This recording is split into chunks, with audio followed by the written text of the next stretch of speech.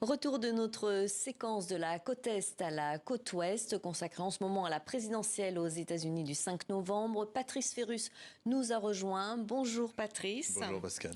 Comment fonctionne le vote? Est-ce que les votants choisissent en fonction de leur genre ou de celui de leur candidat? Alors écoutez, c'est très possible. Aux États-Unis, le vote est très segmenté, donc potentiellement tout sujet peut servir de levier. Par exemple, quand Kamala Harris s'adresse, quand elle parle en priorité de questions du droit à l'avortement, eh bien, elle s'adresse aux femmes en priorité. Un droit à l'avortement qui n'est plus du tout harmonisé dans le pays depuis une décision de la Cour suprême en 2022. Et en face, pour Donald Trump? Eh bien, lui s'adresse plus directement aux hommes, et précisément aux hommes de moins de 30 ans, ceux qui votent moins que leurs aînés. Alors, rappelons que selon l'Institut Pew Research Center, en 2016, 51% des hommes ont élu Donald Trump, un chiffre qui monte à 58% s'il s'agit d'hommes blancs. Donc, c'est son électorat. Et pour le préserver, Donald Trump n'a aucun problème à s'afficher pendant plus d'une heure auprès de jeunes influenceurs sur les réseaux sociaux, des jeunes influenceurs comme Adin Ross qui présente 7 millions de suiveurs sur Instagram. Mais tout ça remonte à 2016, Patrice, et depuis, rien n'a changé. Ça a changé?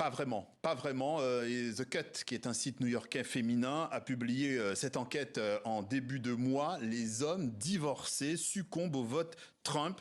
L'article explique que les divorcés le soutiennent à 56%, en avançant notamment un sentiment d'injustice, un déclassement vis-à-vis des femmes.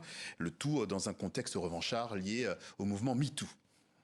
Et en conclusion, ce vote masculin n'est pas gagné pour Kamala Harris? Non, et ce qui inquiète encore plus les stratèges du Parti démocrate, c'est que Donald Trump pourrait grignoter le vote des hommes noirs. Écoutez. Bien que dans le passé, les hommes noirs ont soutenu massivement les démocrates, y compris Biden et Obama, il est important de rappeler que ces électeurs ne constituent pas un bloc monolithique et que leur soutien doit être gagné par une rhétorique et une politique qui leur parlent. Voilà, et un électorat noir plus totalement acquis au vote démocrate, eh bien ça c'est un vrai problème pour Kamala Harris qui en tant que femme avance prudemment sur le sujet, mais d'autres comme Barack Obama, l'ancien président des États-Unis, mettent les pieds dans le plat. Regardez, c'était il y a quelques jours en Pennsylvanie. Alors on l'écoute. Je m'adresse directement aux hommes. Parce que cela me fait penser, en partie, que vous n'aimez tout simplement pas l'idée d'avoir une femme présidente. Vous avez quelqu'un qui a grandi comme vous, qui vous connaît, qui est allé à l'université avec vous, qui partage avec vous ses expériences de lutte, de douleur et la joie. Et vous envisagez de vous abstenir ?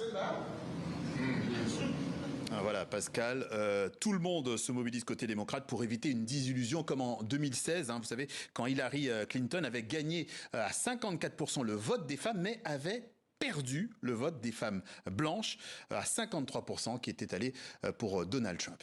Et Donald Trump avait gagné l'élection. Merci beaucoup Patrice et on se retrouve bien sûr jeudi.